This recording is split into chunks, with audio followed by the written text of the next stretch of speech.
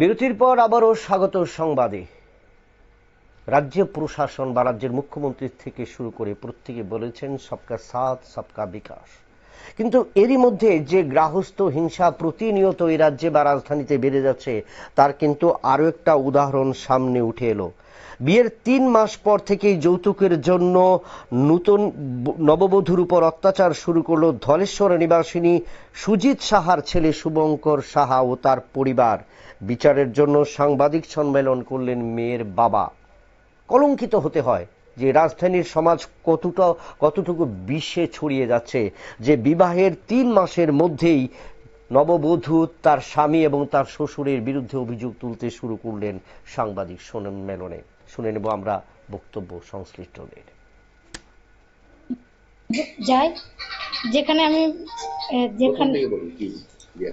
বিয়ের পরের দিন ও বলে জাস্ট অ্যাজ এ ফ্রেন্ড থাকতে সবসময় হাত জোর করে বলে জাস্ট অ্যাজ এ ফ্রেন্ড তুমি থাকো, আর কদিন পরে বলে ডিভোর্স সই করে চলে যায়। এটা বলে সবসময় প্রায়, আর বলে যার যার থাল, তোমার থালটা দাও আমার থালটাও ধুতে বলে সবসময়।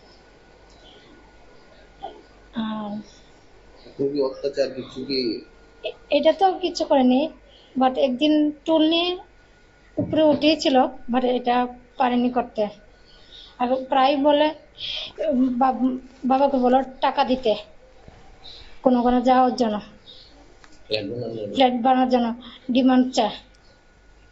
এখন বিজনেস বন্ধ, দোকান বন্ধ করে বলো ফ্ল্যাট, সব বাড়ি বাড়ি গিয়ে শুধু বলে ফ্ল্যাটের কথা।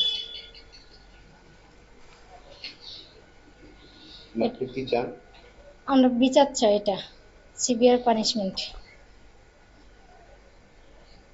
আর ও বোনটা প্রায় ফটো তুলে মোবাইল দিয়ে ঘরে এসে, ও বোনটাকে আমি চাই আরো বিচার দেওয়ার জন্য, সিভিয়ার পানিশমেন্ট।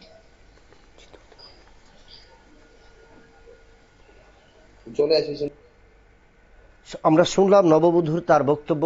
লজ্জিত হতে হয় এই সমাজ, রাজধানীর এই সমাজ যেটা গর্ব করে আমরা স্বাধীনভাবে, এবং সেই জায়গায় মাত্র ৩ মাসের মধ্যেই বিয়ের পর কিন্তু স্বামী এবং শ্বশুরের বিরুদ্ধে ক্ষোভ উগরে দিলেন নববধূ।